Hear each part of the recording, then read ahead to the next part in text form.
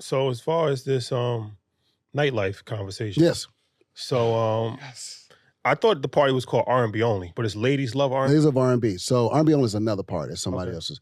So we started out, it's funny because Keith sent me the first flyer that we ever did. He sent it to me. I'm going to show you guys. It's crazy. In 2017. But we started as R&B Wednesdays. Oh, yeah. Right? That's where it started. It started R&B Wednesdays.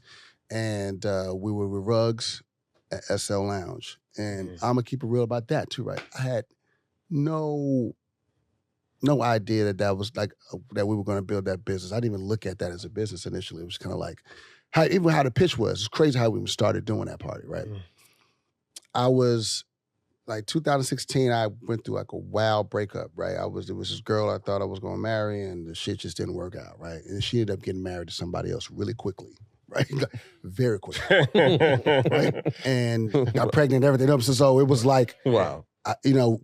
We don't talk about how like mental health, affects, well, now we do, but at that time, we didn't really talk about how mental health affects Black men, you know what I mean?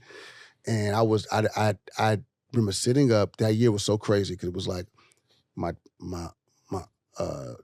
ex-girlfriend got married fast, then my Auntie Jackie had passed away, and then my father passed away. Who passed away? My Aunt Jackie had passed away. Oh, your aunt, okay. And then my father passed away, right? So I remember sitting in my room one day like, okay, yo, I'm depressed, yo. I'm saying like, yo, like this is, because initially I knew I was having a bout with depression, but I didn't want it to be because of the girl. You know what I'm saying? I was like, nah, I'm not going to let this situation, your pride keep me down, right? But then my aunt passed and my dad passed, and I was just like, oh, man, I got to go see somebody, go talk to somebody. But in the midst of all of this, me and Keith started, really hanging out. Like, Keith was always been my homeboy. We always was cool. He was Usher's best friend. And so we've known each other for many, many years. But we just started like, he'd be like, man, come, I'm going to pick you up, man. Because, he knew I was, down. So he was like, I'm coming to pick you up, man. We're going to go out. And we was literally going to the club every night in Atlanta, right? And this was, 2016, 2017. This is like literally, it's only trap going on in the club. Future heavy. Yeah, it's only trap going on in the club. It's not like a whole lot of R&B going on in these weekly spots. Like there were R&B parties popping up, like The Groove and, Everyday People. And all, those parties were happening, but I'm talking about in Atlanta, every day it was trap music, right?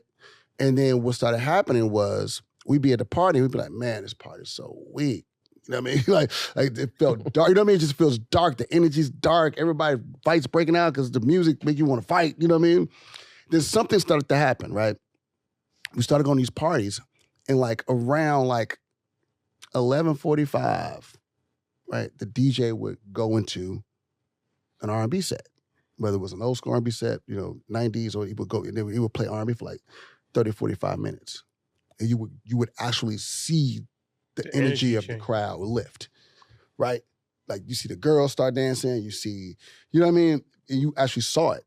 So I would be like, yo, man, we need to do a party like this that's all night. That plays this kind of music all night. You know what I mean? And his lady was working at this club. She was a bartender at this club at Ruggs Club SL.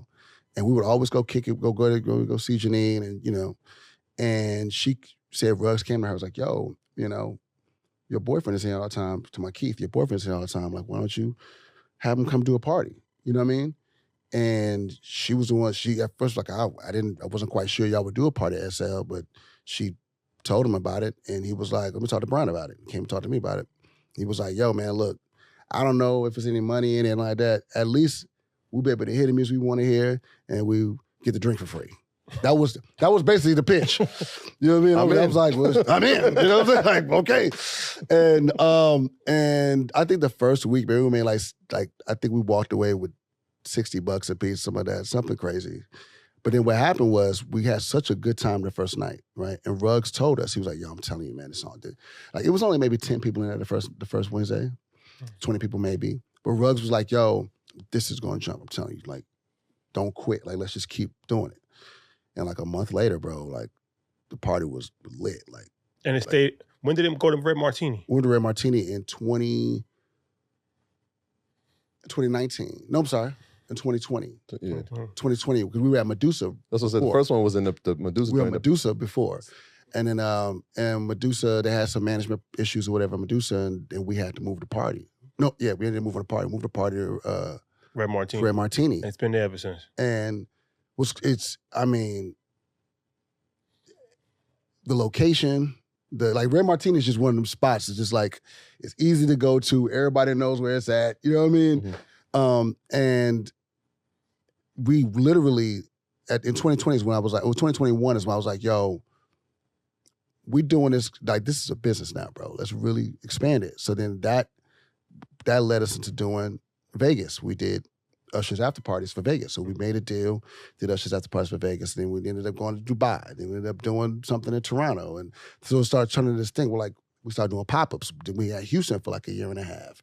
So it's turned into this thing where like, okay, yo, this is like a real viable business. It's one of these things where, so we got introduced to it from Alex, Good Energy. Yes. And he always got like the best table of Yeah. So he's the one that introduced us. That was back in the Medusa days. Yeah. And then shout out to Mixmaster David. Mixmaster David, yeah. Bro. He actually did my birthday party. That's a good dude, man. So what happened is that, once we started getting this vibe of like this R&B vibe, you never really realize what you're missing until you actually see it, right? So we've been going to parties all our lives, right? And it's just, you just adapt to what is being played, right? So we adapt to trap music. We adapt to, in New York, it's heavy Latin influence, reggaeton, heavy. You just adapt to whatever it is. But just that R&B vibe, I'm like, damn, this is dope. Like, you know what I'm saying? Like I didn't even realize.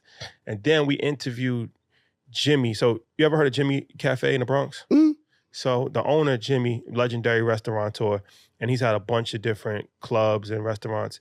And we was talking to him and we was saying like, back in the days, there used to be a dress code to get to a club, right? Yes. Hard bottoms. Like if you wanted to control the element, you had, but the dress code has gone away. There's no dress code anymore. So I'm like, well, how do you control an element without like profiling people, right? And he was like, you do it through music. Yeah. Oh, bro. And then I never really thought about it like that, but he was like, yo, if you want to control the element and create a vibe, play the music that's going to weed out the nonsense. Yeah, 100%. I'm like, yo, it's crazy. I was telling somebody this. I was like, at Red Martini, even in the history of our party, Ladies of R&B, right? We've had maybe, 2 or 3 things that were kind of like questionable, like altercations. One thing happened outside the club before the guy even walked in. And then when it happened, we actually deaded the party at SL and moved it. You know what I mean? People feel comfortable in that space. People feel it because the music is going to dictate the energy. Facts. You know what I'm saying? And if we playing, you listen to Jodeci or Mary J. Blige or if you listen to some, you ain't gonna want to fight, man. You try to. The tough things don't go away when Tevin Campbell's. But it's also the type of person that even wants to come. Yeah. You gotta be in a certain mind frame to even want to hear that kind of music. Yes, exactly. You know what I'm saying? Exactly. I don't want to. 9 times out of 10, if you're in that mind frame to even go to hear that kind of music, you're not going to be trying to ice grill somebody all night. Like that's not. You're not in that mind frame. And bro, I'm gonna keep it a buck, man. Like we've always had a lot of women at our party, but the influx of women the past like maybe 3 months has been. Oh yeah, ridiculous, absolutely ridiculous. Book our flight. Cue up, no doubt. I'm talking absolutely ridiculous. Like this past Wednesday, I was like looking around, like, yo, this is really insane. Like I women I've never seen in Atlanta. Women like, oh yeah. Like I'm like, what's up with this? What's up with this? You know what I mean? On a Wednesday to get people who got 9 to 5s to come out.